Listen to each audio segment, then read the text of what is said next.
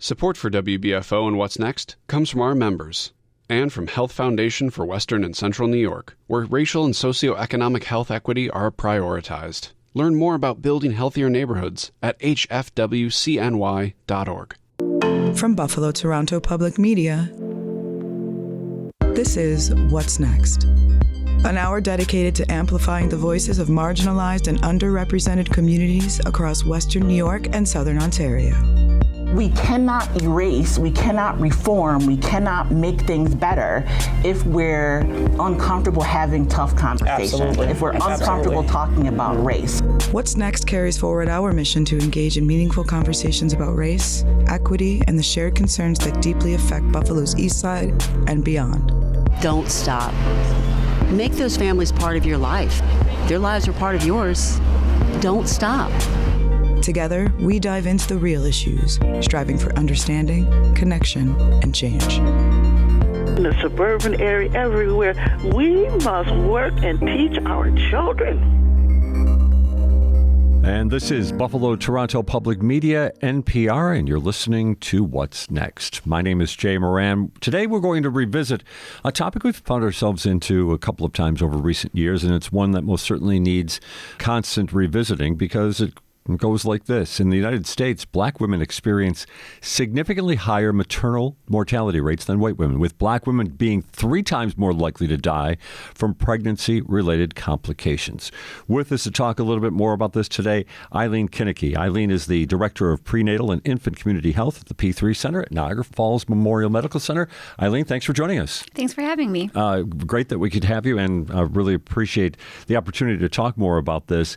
One of the reasons why I wanted to bring you in is because next week, the P3 Center is putting on your annual event, taking a look at this very issue. Mm-hmm. Tell us more about the event. Sure. So this is our 4th annual Uplifting Black Maternal Health, and it's a day of awareness and advocacy in celebration or recognition of Black Maternal Health Week. Every year, we try to dive into topics that help us understand the issue. So this year, our focus really is on mental health and the impact that mental health has on Black mothers. And just jumping back to those stats that I gave earlier, in New York State, actually, the numbers are even more drastic. Yes. A report came out last year that states that in New York State, Black women are dying at nearly 5 times the rate of white women due to pregnancy-related causes. So you're very familiar with these issues mm-hmm. and the related causes. Let's get into those. Like I said, we've talked about this a little bit on this program before, but to me, it's always so stunning just to say those numbers. Mm-hmm. And I think it's always worth kind of getting into a little bit more of the anecdotal elements of this, why this is the case. From your understanding, what you've seen, now this is your 4th year with the P3 Center and also being involved in this event, what are you seeing? Yeah, a really, really big part of it is racism. The experts have come out and stated it, on the record that at least 50% of these deaths are preventable and are due to racism. Not necessarily overt racism, right? Your implicit bias and things like that. Things like not listening to a Black woman when she says something's wrong. I don't feel right. You have people, from Serena Williams to Beyonce who are reporting issues like this where their doctor didn't listen to them. It doesn't completely have to do with socioeconomic status. It truly is a race issue. That's remarkable. The stories of Beyonce and mm-hmm. Serena, of course, sitting at the top of that. And these are powerful women, mm-hmm. arguably 2 of the most powerful women in the world mm-hmm. who have struggled with this very issue. So if we take it a little further down the line, somebody who might not have that type of agency, more difficult for them. And is that kind of what you're hearing from some of the people of Niagara Falls as well? For sure. There's a lot of distrust of the system, whether it's the healthcare system or just social services in general that we find. And people aren't as willing to talk about the issues that they're having. They're not as willing to see their doctor and that sort of a thing. So they have to know that they are going to be heard and respected. So many people have heard of the Hear Her campaign from the CDC. And the idea behind that is that women know what their body is supposed to feel like. They know what's normal and what's not normal, and we really need to take them seriously. Well, we won't let you. I was going to ask you why this might be the case with a health professional, but I think maybe kind of in the things we've already talked about here, it does come somewhat obvious. But then what about from the women's perspective and some of the work you do? I mean, I assume that you are encouraging pregnant mothers to advocate for themselves, but not that that's easy to say, not as easy to see come to fruition. One way that we've encouraged them to advocate for themselves is by training a bunch of doulas. So we started actually the first community-based doula program in Niagara County. It was funded for 2 years, and now our doulas are in our preferred network. They've become Medicaid enrolled, and what they do really helps the parent advocate for themselves. It helps them understand what their options are, understand how to speak up for themselves, how to be more comfortable during the laboring experience, and, what's medically necessary, what's not medically necessary. So the doula just comes in and kind of handholds throughout it. Right. So that's one way that we're helping mothers and parents really advocate for themselves. Another way is to help them create goals. So we have home visiting community health workers that go to these families' homes, and not only are they doing, screenings and assessments to make sure that there's no underlying issues that are coming out, they are creating an action plan with them, not for them. They work together. Action plan? What might be in an action plan? So let's say it could be very simple. It could be that we want to make sure that baby attends their pediatric appointments, right? Okay, what are parts of that? Because it might seem overwhelming for some people. Okay, number one is let's get a calendar and actually put the things on the calendar. Or let's decide who your pediatrician is going to be. Let's learn about what the immunizations that are recommended are and when those are going to happen, how you prepare for them. How are we going to get to the appointment? Do you have transportation? Are you going to use a Medicaid cab? Are you going to use the bus? Do you have someone to drive you? Do you have a car seat? It's breaking what seems to somebody who has the means to be a very simple thing to do. It's breaking it down to baby steps, because sometimes things can seem really overwhelming. Yeah, it's as you mentioned the car seat. I flashed back to 28 years from today, thinking about snapping our newborn into that car with the nurse looking over our shoulder and making sure that we did it correct. I mean, it sounds simple, but if you haven't done it recently, there's nothing simple about snapping a car seat and a newborn into the back seat of a car, for sure. So that is interesting. I guess maybe let's just expand that a little bit more about that experience, so the overall experience of these young, I'm assuming young, probably more often than not, young Black mothers. I mean, really, we work with all ages, but oftentimes they're in their 20s, I would say. It would be the typical age. But so, and we do work with all moms, not just Black moms. Right. It does tend to be over 50% of the moms we work with are Black moms. Okay. The goal is that they are, basically the target is Medicaid eligible. So that's pretty open. And honestly, if there's a family that needs extra support that isn't Medicaid eligible, we don't typically turn them away. If they need support, they need support, and we help them. So the biggest issue that we see for families is transportation, and we've tried to alleviate that. It's certainly not a perfect system. We help guide them through the Medicaid cab process to get to their appointments. One of our workers has the right experience to drive the hospital van. So if they can't get to an appointment, she'll pick them up, or to some of our workshops, she'll pick them up. There are roadblocks, for example, we can't drive children in that situation, right? So there's always going to be little roadblocks that we're trying to navigate that. Honestly, a lot of the community that we serve lives in the blocks surrounding the hospital. So when it's something at the hospital, a lot of times they can walk, which is really helpful. But now, of course, there are issues of pediatricians, right? We don't have enough pediatricians in Niagara Falls. Is that right? Mm-hmm. So there's really, as far as I know, there is one full-time pediatrician working in the city of Niagara Falls. That's stunning. Right. You can go to the suburbs, right? You can go to Wheatfield, you can go to Lewiston, but right in the city, There's one. And there's a lot of people that live in the city that would have a hard time getting out to the suburbs. Right, as we've already talked about, the transportation issues for sure. Right. So there are definitely barriers when it comes to those kind of things. We at Niagara Falls Memorial, we know how important it is to exist in the block that we exist in. We are the only full-service hospital in Niagara County, and the only place you can have a baby in Niagara County. And so we see our work as very important. And thankfully, the state typically agrees with us and, they'll help support us through it. But we've got to be there and make sure we're serving, especially those blocks around us. But then you did bring that up, though. So if Niagara Falls Memorial Medical Center is the only hospital in Niagara County where you can have a baby delivered, you're not just serving the people of Niagara Falls. Right. You've got, and it's a large county. It is. From Newfane right down to Lockport and all. So you're servicing those individuals as well. Yes, we so especially through our P3 center, we serve everybody in the whole county, whoever wants help in the whole county. Our hospital, same, right? We also have people who are having babies who live on Grand Island and things like that are a little bit closer to the falls than some of the Buffalo hospitals.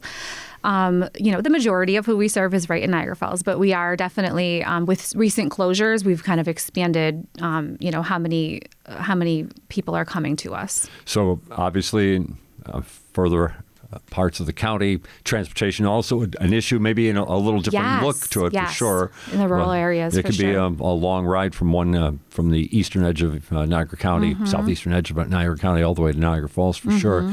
I'm curious though, just about. Are there other differences that you're seeing, perhaps, like I said, in maybe a rural area as opposed to the urban Niagara Falls neighborhoods? Yeah, some of the things we see in the rural areas are that in the city, neighbors help neighbors a little bit more. Whereas in the rural, you're kind of more independent. You don't necessarily have that support like you would. Also, things are harder to get to. We've already talked about that. I think those are the two probably the biggest things. Wi-Fi accessibility would be one. So some of the telehealth options that you might have in the city, you don't necessarily have in the country. Yeah, we most certainly have reported on that. About broadband access in rural areas. It most certainly is a wide gap when it comes to some areas, most certainly Orleans County, one that really jumps out to mind for sure. We're talking with Eileen Kinecke. She is the director of Prenatal and Infant Community Health at the P3 Center at Niagara Falls Memorial Medical Center. Their annual event, the 4th annual Uplifting Black Maternal Health event, is coming up on April 15th. It'll be taking place at the Niagara Falls Underground Railroad Heritage Center. Before we get more into that event, I want to stay with those stats that I talked about early on, about the idea that, when it comes to maternal health, Black women are 3 times more likely to die than white women when it comes to maternal health. I'm also wondering about, I'm going to use the word label for lack of a better term, or maybe impressions or stereotypes. What about that? Is that something that gets in the way as well with what you're trying to achieve, and just what I think everybody wants to achieve, and that's quality maternal health for everybody? For sure. Historically, Black women were seen as having a higher pain tolerance. For one example, right? So they weren't necessarily offered the same types of anesthesia. And that definitely has impacted them throughout the years. The kind of that idea of the strong Black woman. So something that we're actually focusing this year is on mental health. Right. And what we've asked Dr. Moss to speak about is weathering and how that has to do with Black mothers. So we see resilience and we see strength, but eventually that's going to weather you. Right? So it's going to decrease your ability to be resilient because these things just keep coming at you. Okay. And so that's what we've asked her to speak about this year, because we can only be strong for so long and under so much pressure, right? Eventually you break. And one of the stigmas regarding mental health, it's stronger even with Black moms. You need to have a mental health practitioner who can understand the experiences you've been through. Oftentimes that looks like you, right? And there's not that many in our area that are Black women that are mental health professionals. That's something that we feel needs to happen. Right. You need to also feel not labeled, right? We talk about labels, but also labels as far as like mental health, right? Is there something wrong with me if I'm struggling with my mental health?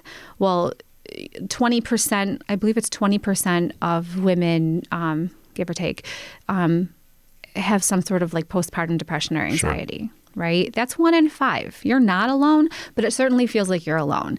And so something that we've tried to do within our program is offer group settings. And we don't currently have a mental health professional on staff with us, so they're not counseling, right?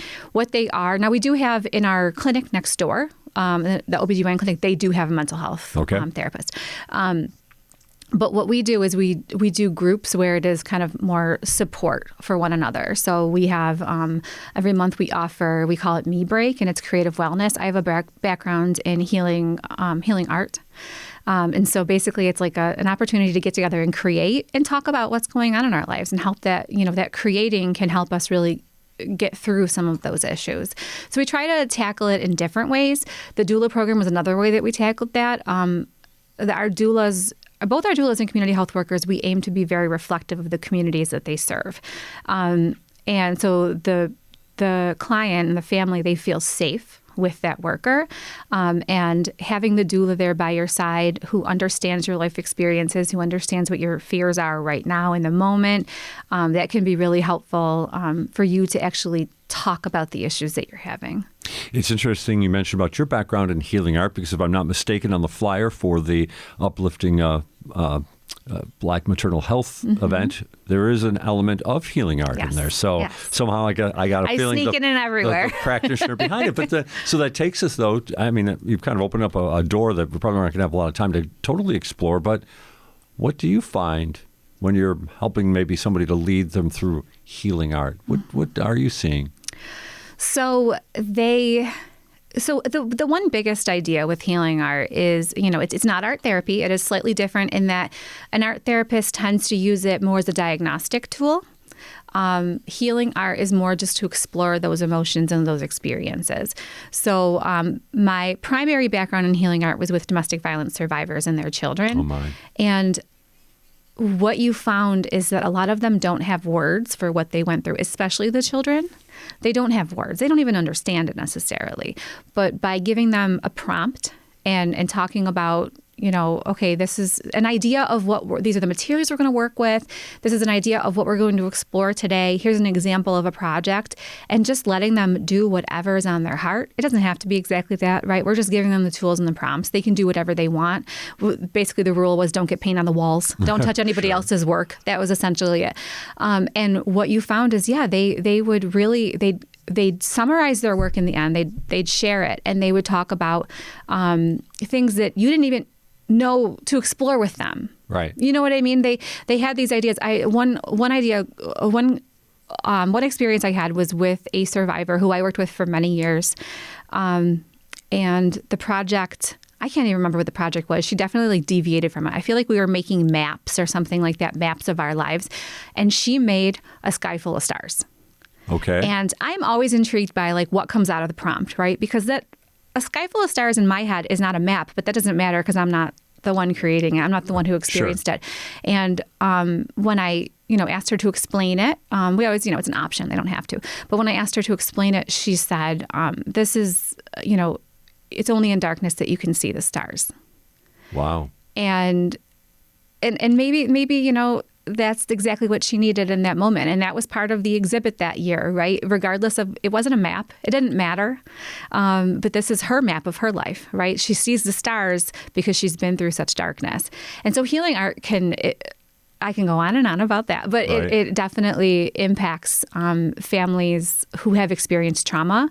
I was trained through a program in California called A Window Between Worlds, and that's where, that's the curriculum I worked off of for years when I was with the domestic violence survivors. And I'm an artist myself. That's how I handle my stuff. And so I just like to share that with people. Wow. I mean, that really is amazing. Like you said, we could probably continue on for a while. But there was another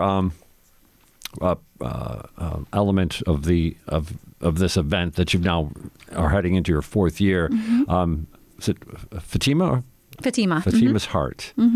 Tell us the background of Fatima's Heart. Absolutely. So Fatima Matthews, she was a community advocate who experienced her own very scary health journey.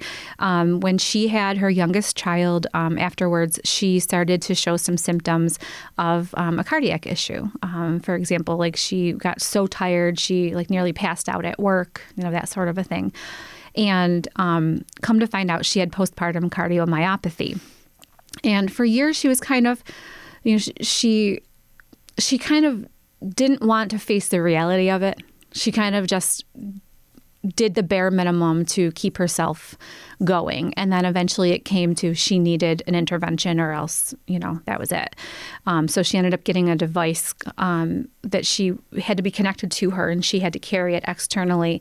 And she was very resistant to that device. And eventually she started being proud of it. She, carried in a cute bag. It was an accessory, part of her thing. And she went out telling her story to everyone in the community. And we were very fortunate to have her come to Uplifting Black Maternal Health back 2 years ago and share her story. And she really inspired everyone. And we try to learn and grow every time anyone tells us their story, especially in our community within programs like this. And so it got us thinking, how can we address cardiac health? And the research that we did showed us that having home monitoring of blood pressure can help address issues, help, let the doctors even know they exist, right? They might not even know. So if you're monitoring at home, you might see an issue that you wouldn't show up in the doctor's office necessarily. And so they're showing that, I think it was actually a study in Boston that showed that this worked, these home monitoring systems. So we reached out to the Preeclampsia Foundation, who puts together what they call cuff kits.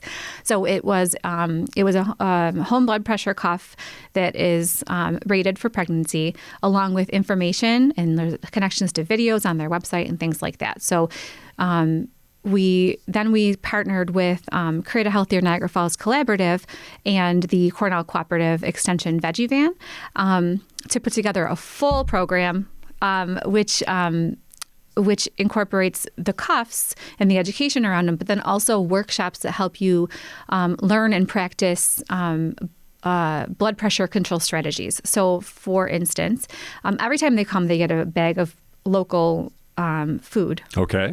So we're talking about nutrition, right? Sure. We have the SNAP Ed educators come in and talk about, they do like a demonstration of cooking. I do healing art, of course. We have a yoga instructor who also does meditation. And then we go for walks. So it's all these different things that are proven to help control blood pressure. When I did my research on the healing arts and how it helps to control blood pressure, I was blown away because I always knew it was a mental health thing. Right. But it turns out it really affects your whole body, your whole health. It can reduce the length of hospital stays. It can increase your pain tolerance. Like, it's insane. So that's a really special program. So unfortunately, while we were developing the program, Fatima passed away.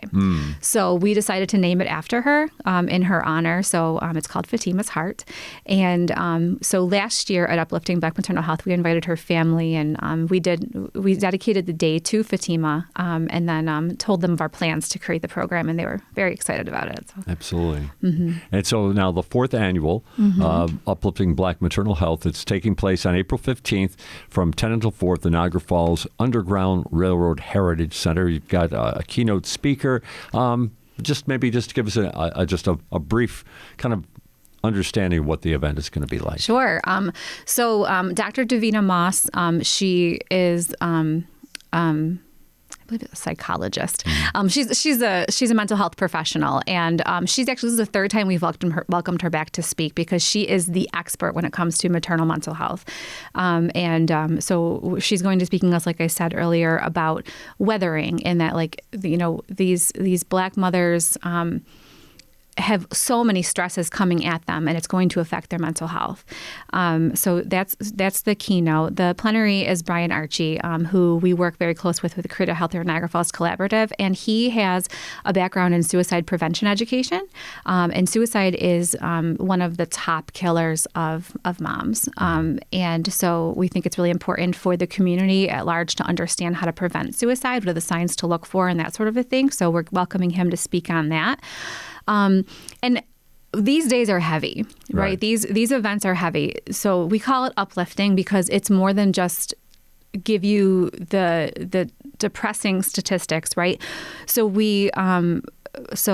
Patrina Bursey, she's a local yoga practitioner, and she will be coming out and doing a yoga session with us. One of our doulas, her name is Rachel Brundage, she'll be coming out and doing the Art for Healing. I trained her myself. I know she can do it. She said she's nervous. I said, you can do this. Nice. And then, so our event will be at the Niagara Falls Underground Railroad Heritage Center. This is where we've had it for 4 years. It's a beautiful place. Backdrop. Yes, it is. And they'll be giving us guided tours towards the end of the day. So just a beautiful day, inspiring, and we always like to learn from it and take community advice as we go. And if somebody wanted some more information, best way to do that? They could call me or email me. My number is 716-278-4274. And then my email is eileen.kinecke@nfmmc.org. Eileen Kinecke with us, and that is spelled Kinecke, by the way, Kineke. Eileen Kinecke of the P3 Center, Niagara Falls Memorial Medical Center. Thanks very much for joining us today. Thank you for having me. Stay with us on What's Next. There's more to come. Maria Todd is up next with local photographer Pat Cray. This is What's Next on Buffalo Toronto Public Media, NPR. Even though this BTPM NPR pledge may sound a little different, the phone number is still 1-877-456-8870, and the website is the same, just with a new name, btpm.org/news. And when you donate right now, you can look through all the thank you gifts possible. The most important part is that you make a financial contribution to this station. Thank you. You're listening to What's Next, our place to discuss the important issues of our communities of Western New York and Southern Ontario. We want to hear from you. Click on the Talk to Us option in the BTPM Listen app, and we will work to get your questions or comments on the air. Do you have a story or concern that we should be addressing? Email us using whatsnext@btpm.org. Together, we'll have the conversations that are needed. This is Buffalo Toronto Public Media, NPR. This is Buffalo Toronto Public Media. What's next? My name is Maria Todd, and I am here with my good friend, Pat Cray. Thank you for being here. Pat, why don't you go ahead and introduce yourself? Let the people know who you are. Hi, I'm Pat Cray. I'm a Buffalo-based photographer, kind of a documentarian of sorts. I'm here in Buffalo. I go by the Instagram handle Young Painkiller. I've documented a lot of cool, fun things in the city of Buffalo, but I also do this as a full-time gig, so I do a lot of corporate work and a whole bunch of other that fun stuff. Yeah, Pat and I found each other on Instagram. Pat actually launched my small business trajectory because I reached out to you to do my photos when I was first starting off a few years ago. So if you aren't familiar with his work, please do check him out on, I think you're on both Instagram and Facebook as Young Painkiller. Yeah, YUNG Painkiller is the cool kid spelling. Yeah.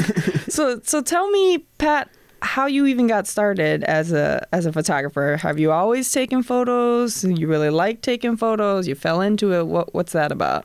I've always wanted to take photographs from a young age. I've always I grew up skateboarding, so reading Thrasher magazine and Skateboard Mag and seeing the ads, I was always just oh, this would be super cool if I could take these photos. I was never really that great of a skateboarder, so I was just what's the next pocket that I could fall into? But the price of entry for photography has always been very, very expensive. So it's been kind of difficult for a lot of people to get into, especially me. My mom was not going to invest $1,000 or $1,500 into me getting a camera. So that dream kind of like squelched a little bit from like an early age. But I've always enjoyed photography and like really wanted to be a part of photography. But yeah, when I decided to hop into photography, it was during COVID. I kind of was just like roaming around taking pictures throughout the community on my cell phone, and yeah, those photos kind of got a little bit of trajectory and like some traction underneath them, and people were like, yo, we really like what this guy does. So people were like trying to buy prints from me off of like cell phone photos, and I was like, I should probably invest into a camera, and made the investment. And yeah, it's been a hard addiction ever since. Wow. So you started on cell phone photos? Your like beginning work was on an iPhone? Yeah, it was iPhone 6 Plus. Yeah, it was iPhone 6 Plus. Wow. Okay, so I know your style is really distinct. I think a lot of people, if they see a picture, they might not know it's you specifically, but they know your style. At least that's how I feel when I'm scrolling through. I kind of know when it's a Young Painkiller photo. Yeah. So what inspires your style of photography? There's like so many different ways people can go about taking photos, but what's sort of your inspiration for it? So a reason why like a lot of people like can like see my photos and like understand that it's my image is because I've created like a film stock in a sense. So like I know I like really did a deep dive on like color science and stuff like that. And I pretty much made a film stock for my digital camera. So now every single time I take a picture, it looks like it would be one of my images. And then mixing that with like compositional work and all that other stuff. I always shoot. I shoot primarily with like two lenses. So like that's another reason why a lot of people like can like determine like that's Pat's work. So yeah, I've kind of like built this whole like idea of like work in like my style off of like what I would like to see, you know. Like I like flirted with like black and white photography for a while, and I was like, it's kind of too cliche. And I was like, it kind of gets lost in the batch of images. So how can I make my images set aside from everybody else's? And my work's very like vibrant, very very colorful, but there's like very weird hues. And my film stock really like leans heavily towards darker skin tones. So it leans very heavily towards the proper representation of darker skin tones and melanated skin tones. Okay. And I know you take a wide variety of photos. I know you do portrait style, you do events, you've done corporate work, as you've mentioned. What's sort of your favorite subject to photograph and why? I really enjoyed documenting street life, just everything, from events that are happening in the streets, like Dingus Day, old First Wards, St. Patrick's Day, Juneteenth. I like documenting events like that, but then I really enjoy just walking the streets, engaging with the community. So walking through specific neighborhoods that like most people don't really necessarily walk down. Our city's full of like so many weird, eclectic, cool neighborhoods that have so much character to them. Like Little Hollywood, that's off of Seneca Babcock. Like that's another like weird area that like most people don't even know exists. But like you go into that area and you're like, oh wow, there's so many like cool houses, and like there's like, why is there a bar that's like directly facing like just a brick wall that leads over the bridge, like the bridge that's on Seneca Street. Like it's like, why is there a bar right there? It's like, this is so interesting. So that's my favorite thing, just exploring. Yeah. I mean, I used to do that as a kid. Like I'm not a photographer in any way, shape, or form. I like to take pictures once in a while, but when I was a kid, I remember like going on my bike and trying to map out the neighborhood on my bike on my own, because that was before like Google Maps was a real thing, so you had to see where you were going. So I even as like someone who is a Buffalo native, I find that I am discovering new parts of Buffalo based off of your work. So I really appreciate that and the work that you're doing literally on the ground with folks. Are you a Buffalo native? Yeah. You born and raised here? I was born here. I lived here until I was like 12, and then I moved down south to the Carolinas, and then came back when I was 19 or 18. So where are you at now? What's kind of your stomping grounds? I live in the Lower West Side. That's my good. Listen, Yeah. I like to tell people that I lived on the West Side before it was cool. Oh. And then people were like, "Oh my gosh, I love being over here," and I was like, "You should have been here at the height, like in the '90s when it was lit, like right? when there was cool like Puerto Rican spots on every corner and stuff like that." Right? Yeah, exactly. So like talking about Buffalo, our neighborhoods, and life in Buffalo. What do you see as like the best part of being in Buffalo right now, specifically as an artist or just living in this city? I think the growth that is possibly happening. So like there's like a renaissance that's happening right now, from like the art scene, but then also to like how things are slowly like building up. From like there was like a moment in time that it was just very stagnant and it seemed like it was going down.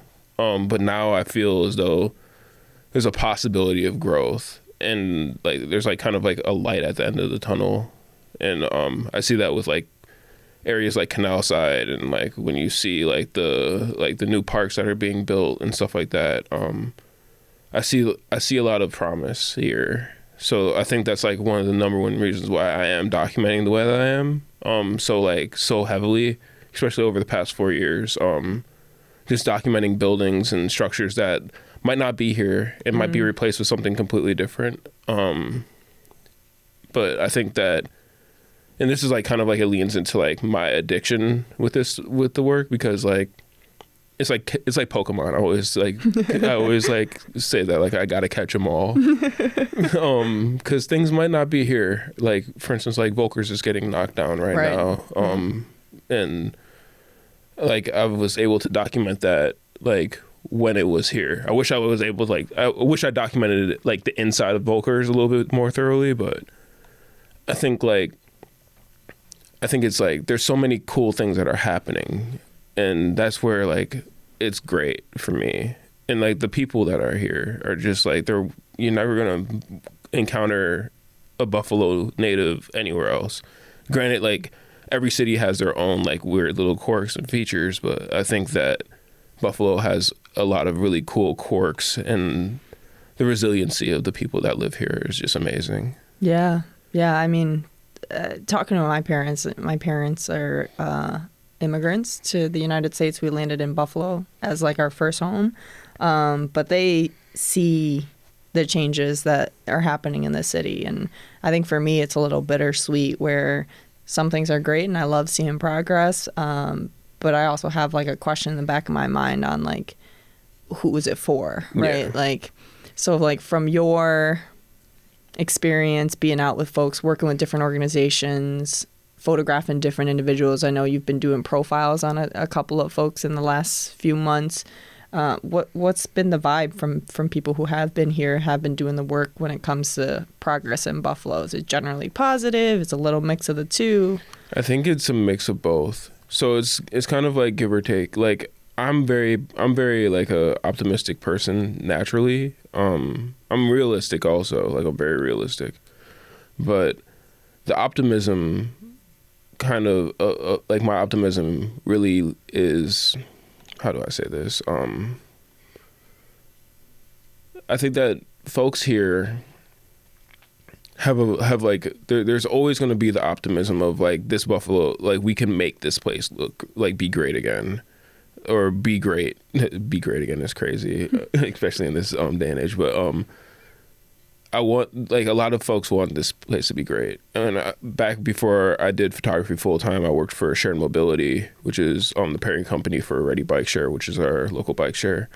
And there was a lot of strides to like for a lot of folks to like push and try and make these places like great. and like I see it happening, like slowly but surely, you know, like there's a lot of folks that are like putting a lot of money into like Jefferson and like the Jefferson area. And from when I grew up, Jefferson was like, it was a poppin' area. Like we had the Jefferson Arts Festival and a whole bunch of other crazy cool things that like they had block parties, and now they have those block parties again. Like those block parties are popping off on Fridays during the summertime. So I think there's a lot of great things that are happening. There's a lot of new fresh minds in this space, and a lot of people that are like just sick and tired of seeing the same old stuff happen over and over and over again. Right. So I think that there's a lot of promise, and once we start figuring out how to all work together instead of being siloed off, I think that's when Buffalo will become insanely great. And we can like stand up for ourselves so that we don't have like gentrification crazily happen crazily here. Because when I used to live down south, it's crazy. Like I used to live in Charlotte, like right outside of Charlotte. And when we first moved down there, it would take us like 20 minutes to get to like uptown Charlotte. And it was like before it was like fully like built up to what it is now. Now I get lost when I go to Charlotte. And like I learned everything. Like I used to skateboard in Charlotte. I used to like be in bands in Charlotte. I like knew uptown very well. Now I don't even know. Like there's neighborhoods. They're like, yeah, meet us in Noda. I'm like, where's Noda? Like what's that? They're like, I don't want for that to happen. And like I see like there's positives and negatives. So like there's a lot of money and stuff like that coming into Buffalo, but there are like they're trying to change the names of like neighborhoods and stuff like that, which is like it erases the history of of specific areas. Like when people are calling the east side of Buffalo East Buffalo, it destroys that history of that area. All the nonprofits that are over there that are like predominantly they have East Side in the name of their in their programming, you're destroying their entire SEO. Like these are major things, and like when you have the old First Ward, they're trying to name it the old neighborhood. Like it's just like you destroy the history of these areas, and like that's where like it kind of gets like messy for me, because historically, like I want for history to last over like financial gain inside of an area. Like that's my number one thing. Yeah, and I mean the arts play such a huge role in capturing and preserving history, and particularly visual arts like photography do that, because 10, 20, 30 years from now, somebody's going to be looking at your photo and they'll be like, wow, I didn't even realize that we had a brick bar that was here, right? And that's something, I mean, growing up as a younger person, I didn't ever imagine Allen Street without that building. Yeah. But like now looking at it without some kind of documentation, and even artistic documentation in that case, we lose out on that complete history. So I want to talk a little bit about your role as a history keeper, and particularly as somebody who is a black photographer in Buffalo. I don't think there's many commercial black photographers. There's plenty. There's a couple of us. There's plenty, right? But we don't hear about them so much. I know that you recently did a panel on black and brown photographers in the area. So talk to me about what the scene is like as a black photographer in Buffalo. Is it supportive of your work? Do you feel like you're being seen and heard where you need to? Oh yeah, I definitely do. I feel it.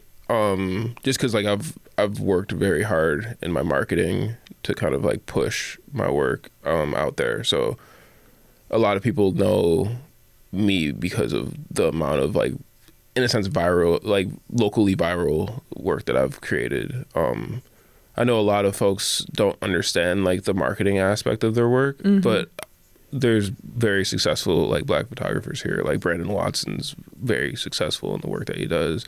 Malik Rainey also very like promising, and he works well. DJ Carr, another really like talented, well-known photographer that does corporate work also. Like I wish there was more options and opportunities for us, but I think that like there's just so many photographers that like I think like we're all kind of like it's a small city at the end of the day. It's a small, big city. And there's not that many businesses that like are doing the same thing. But I wish that there was like it was a more open market sometimes, in my opinion. Sometimes I wish like people would just like reach out to more people than just having like the same like 5 people do the same thing over and over again. Yeah. So talk to me about this opening of opportunities. What's like an ideal opportunity for someone like you who's a photographer, who's up and coming, who's really serious and ingrained in work in Buffalo? What would be like, this is like the best thing that could possibly happen for me as a photographer? For me, I think like, for me, like, because like I know about like marketing and like social media and stuff like that, I think like a social media job would probably be like the best thing, because like I know how to make something look concise, and I think that like photography like really like hits in a lot of spaces, and then like with the like photography, videography comes like hand in hand. So I think for me, I'm a straight up photographer, but like I know how to make something look like a decent video. But I think that for me, like a social media or like creative director position, something like that would help like substantially.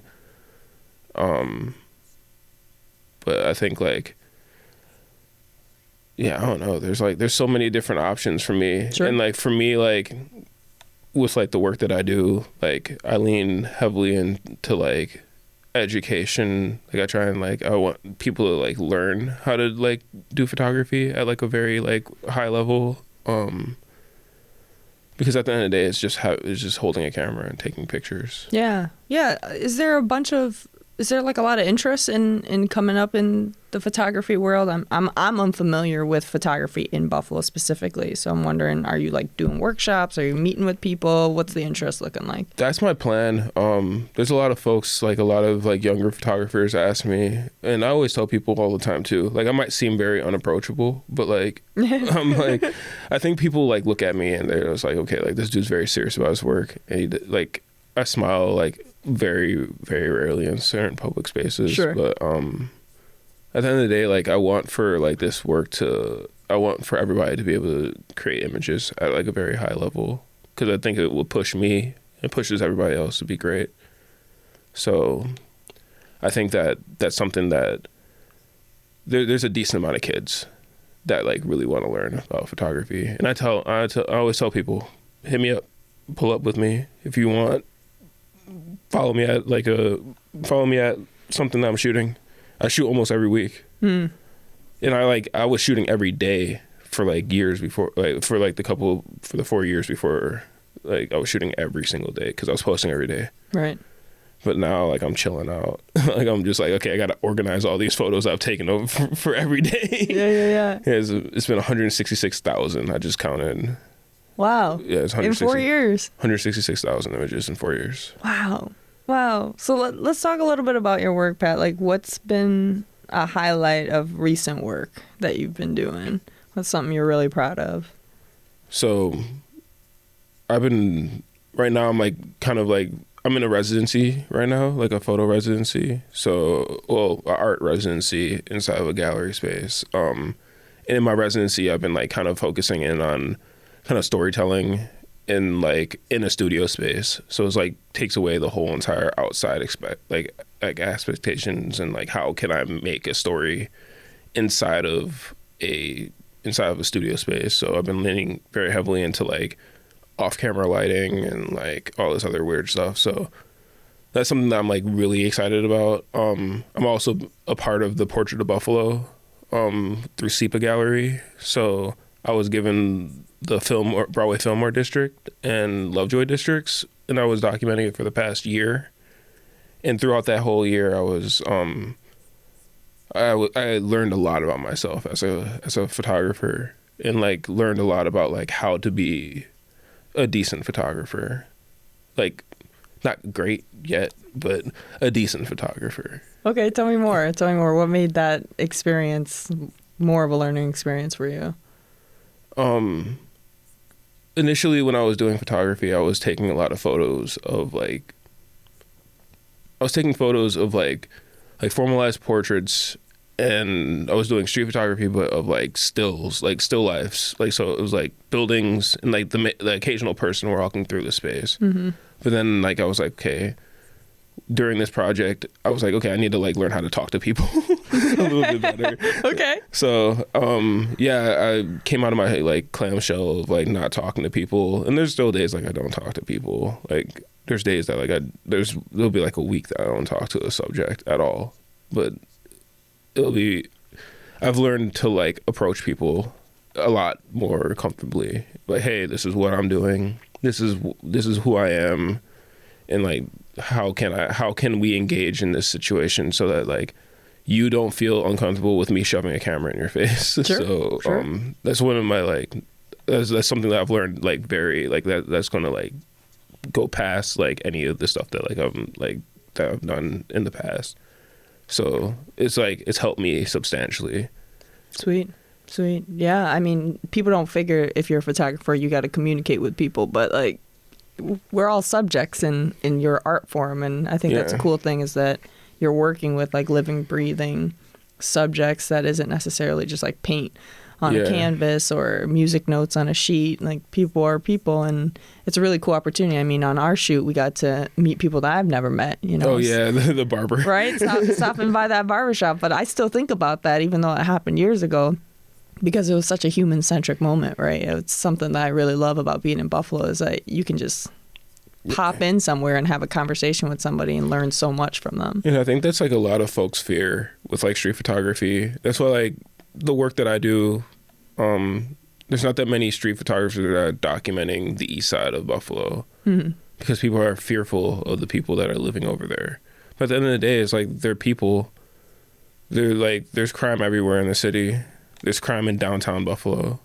So there should be no fear in like communicating with the people that live inside these areas or like stigmatizing them as violent people. Right. So that's very unfair to the people that live in those areas, and especially seeing that it's the largest part of our city. Right. So, yeah, I think that like I think that our city is just so great. I genuinely think that it's so great, and there's so many similar cities to our city too. Like you look at Pittsburgh, Milwaukee, any of the Rust Belt cities. Majority of these people are going to be like that. They're just hard from the the exterior. They're just tough people. Yep. Because they dealt with it, and like their families have dealt with it, and their parents have dealt with it. So it's just like when you grow up dealing with it, you kind of have a rough exterior. But at the end of the day, we're all soft. At the end of the day, right.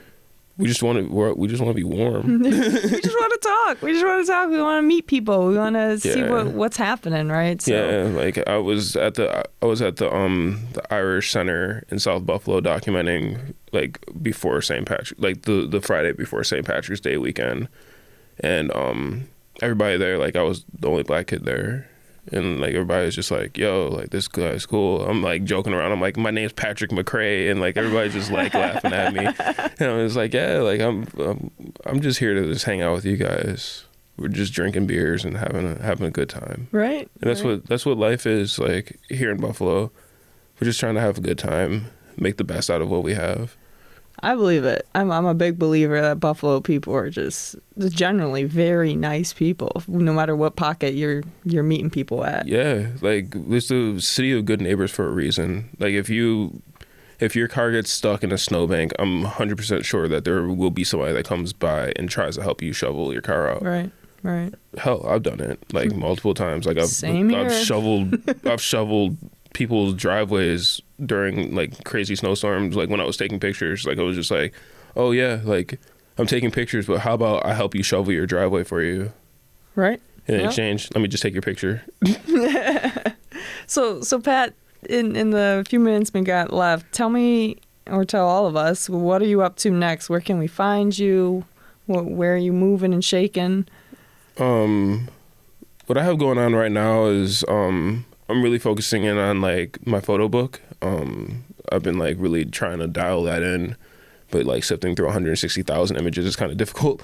I'm also a part of the SEPA Gallery Portrait of Buffalo. That's going to be shown in May 2nd, I think it is. It's the first Friday of May. And then I'm hopefully going to have a studio soon once my residency's done. That's like my main goals right now is like studio space, get the book done, Portrait of Buffalo. Like, these are the main things. And then keep up with me on Instagram.